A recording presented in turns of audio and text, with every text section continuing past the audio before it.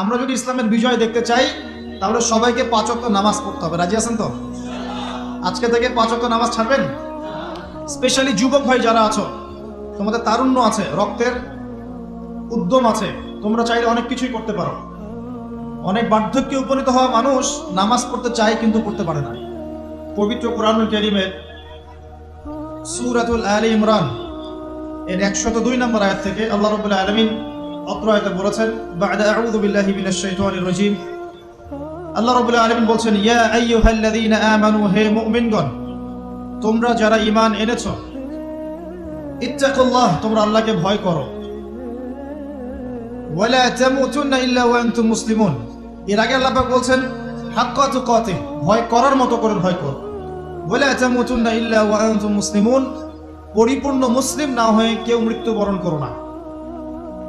আল্লাহ পাক এখানে মুমিনদেরকে বলছেন, ইয়া আইয়ুহাল্লাযীনা আমানু, হে মুমিনগণ। কারা মুমিন? উত্তর পেতে হলে চলে যেতে হবে হাদিসে জিবরিলে। কোন হাদিস? হাদিসে জিবরিল, সহিহ মুসলিম হাদিস নাম্বার 9, মিশকাত হাদিস নাম্বার 2। রাসূলুল্লাহ সাল্লাল্লাহু আলাইহি ওয়াসাল্লাম মসজিদে বসে আছেন, এমন সময় একজন ব্যক্তি মসজিদে প্রবেশ করলেন। আমার কি ভাষা বুঝতে পারছেন?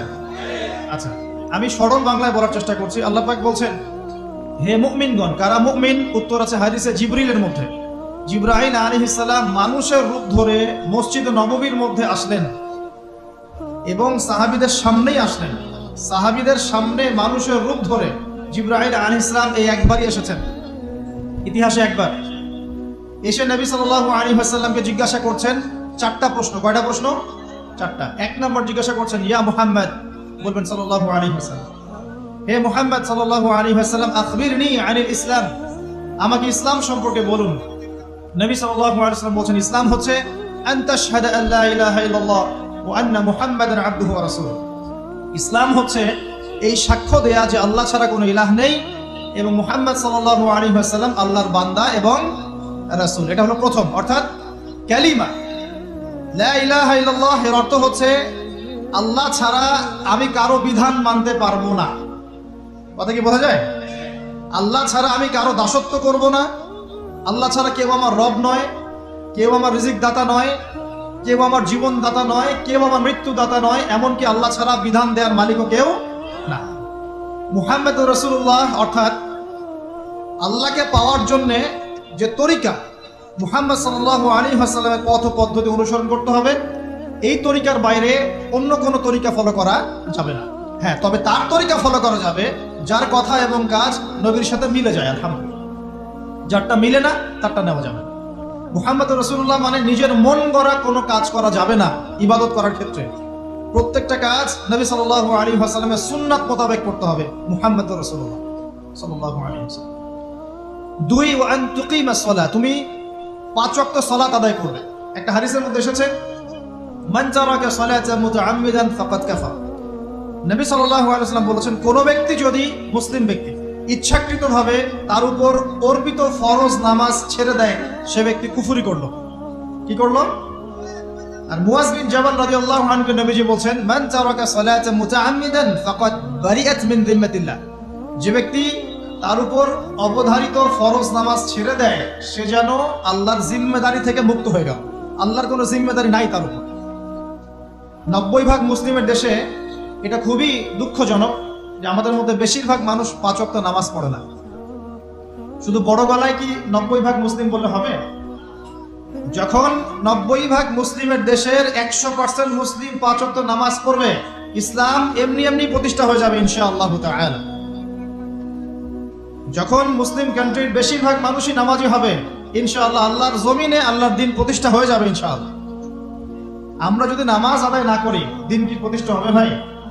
আমরা তো আমাদের দেহের উপরেই দিনটা প্রতিষ্ঠা করতে পারলাম না। পরিবারে করব কিভাবে, সমাজে কিভাবে করব, আর বিশ্বে কিভাবে করব? তবে আলোচনার একটা উদ্দেশ্য বলে দিয়ে থাকি, আগে বলে দেই, ইসলাম দিয়ে পৃথিবী শুরু হয়েছে, নবী দিয়ে সভ্যতা শুরু হয়েছে, ইসলাম দিয়েই পৃথিবী শেষ হবে, নবী দিয়েই সভ্যতা শেষ হবে ইনশাআল্লাহ। শুরু হয়েছে আদম আলাইহিস সালামকে দিয়ে এবং শেষ হবে ইনশাআল্লাহ তাআলা নবী ঈসা আলাইহিস সালামকে দিয়ে। এই কথাটা মাথায় রাখবেন। ইহুদিরা অপেক্ষা করে বসে আছে কিসের অপেক্ষায় বসে আছে? সব ইহুদি না অবশ্য, যারা জালেম জায়নিস্ট বদ, এরা অপেক্ষা করে বসে আছে যে শেষ জামানায় তাদের একজন মাসিহ আসবে। কি আসবে? মাসিহ মানে ত্রাণকর্তা, উদ্ধারকর্তা। যেই মাসিহ আসলে পরে তারা সারা বিশ্বটাকে শাসন করবে এই জেরুজালেম থেকে। কোন জায়গা থেকে? নাম শুনছেন? কোন দিকে এটা? ইসরায়েল। আচ্ছা, ইসরায়েলের না, এটা ফিলিস্তিনের। কার? এই জায়গার মালিক কে? এই জায়গার মালিক আমরা। এটা আমাদের জায়গা। 3টা মসজিদ আপনি সফর করবেন সোয়াবের আশায়। তার সবচেয়ে শ্রেষ্ঠ মসজিদ হারাম মানে মক্কায়। 1 রাকাত নামাজ পড়বেন, 1 লক্ষ রাকাত নামাজের সওয়াব হবে ইনশাআল্লাহ। 2 নাম্বার মদিনা, 1 রাকাত নামাজ পড়বেন, 1000 রাকাত নামাজের নেকি হবে ইনশাআল্লাহ। 3 নাম্বার কি? এই যে আকসা, আমরা তো ভুলেই গেছি। আকসা আমাদের, আকসা কাদের? তারা দখল করে নিয়েছে। আচ্ছা, দখল করেছে আমাদের কারণেই, আমাদের দুর্বলতার কারণে। কিন্তু এই ভোগ দখল চূড়ান্ত হবে না, কারণ তার অপেক্ষা করছে একজন মাসিহের জন্য, যেই মাসিহ আসলে পরে তারা জেরুজালেম থেকে বিশ্ব শাসন করবে। এখন কিন্তু বিশ্বের বড় বড় ডিপার্টমেন্টগুলো ওরা শাসন করে। খেয়াল করেছেন কি? আপনি যে প্রযুক্তি ব্যবহার করেন এগুলোর চাবিকাঠি ওদের হাতে। আপনি যে অর্থনৈতিক সিস্টেমটা ফলো করেন, ব্যাংকিং সিস্টেমগুলোর কথাই বলছি, এর মূল সূত্র কিন্তু ওদের হাতে, সুতা ওদের হাতে লাটাই। ইভেন আমরা যে পলিটিক্যাল সিস্টেমগুলো ফলো করি না, এগুলোর তন্ত্রমন্ত্র ওরাই দিয়েছে। যে মিডিয়াগুলো আছে বিশ্বে বড় বড়, সবকিছু ওদের হাতে। ফাইন্যান্স বলে, ফাইন্যান্স মানে বাণিজ্য, ট্রেড, এগুলো ওদের হাতে। বিশ্বের বড় বড় সেক্টরগুলো ওরা শাসন করছে, এটা সত্য। আরেকটা মারাত্মক কথা হচ্ছে, বিশ্বকে শাসন করতে হলে কিছু অস্ত্র লাগে। কি লাগে? অস্ত্র শস্ত্র ছাড়া হবে না। একটা দেশের সাথে একটা দেশের মনে করেন খারাপ সম্পর্ক, একটা দেশের কাছে আছে দাকুরাল, আর একটার কাছে আছে পারমাণবিক অস্ত্র। কে জিতবে? যার কাছে যত ভারী অস্ত্র আছে, শক্তিশালী, তার দাপট তত বেশি। এইসব বড় বড় মারণাস্ত্রগুলো, যেগুলোকে আমরা বলি নিউক্লিয়ার ওয়েপেন্স অথবা বলি থার্মোনিউক্লিয়ার ওয়েপেন্স, এগুলো ওদের হাতে।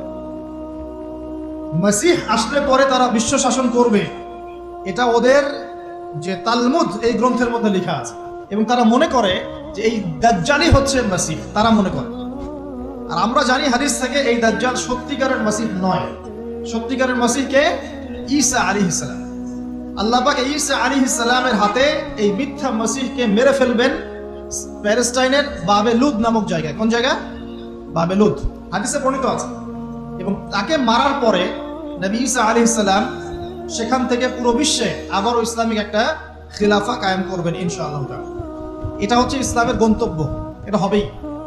পৃথিবীর যত পরাশক্তিগুলো আছে এরা সবাই যদি ঐক্যবদ্ধ হয়ে যায় এবং এই ভবিষ্যৎবাণীটাকে মুছে ফেলতে চায়, কশ্চিনকালেও সফল হবে না ইনশাআল্লাহ। কারণ এটা বলেছেন কে? স্বয়ং আল্লাহ এবং তার রাসূল মুহাম্মদ সাল্লাল্লাহু আলাইহি ওয়াসাল্লাম। এটা আমাদের গন্তব্য, এটা সুসংবাদ দিয়ে শুরু করলাম। এখন আল্লাহ পাক আমাদেরকে বলছেন, হে মুমিনরা, তোমরা আল্লাহকে ভয় করো। ইমানদার কারা বোঝাতে গিয়ে হাদিসে জিবরিল আসছে। জিবরাইল আলাইহিস সালাম এসেছেন, জিজ্ঞাসা করছেন ইসলাম কাকে বলে। নবীজি বলছেন আগে কালিমা, তারপরে সালাত। তো সালাতের কথা বলতে গিয়ে ওখানে চলে গিয়েছিলাম। আমরা যদি ইসলামের বিজয় দেখতে চাই তাহলে সবাইকে 5 ওয়াক্ত নামাজ পড়তে হবে। রাজি আছেন তো? আজকে থেকে 5 ওয়াক্ত নামাজ ছাড়বেন? স্পেশালি যুবক ভাই যারা আছো, তোমাদের তারুণ্য আছে, রক্তের উদ্যম আছে, তোমরা চাইলে অনেক কিছুই করতে পারো। অনেক বার্ধক্যে উপনীত হওয়া মানুষ নামাজ পড়তে চায় কিন্তু পড়তে পারে না।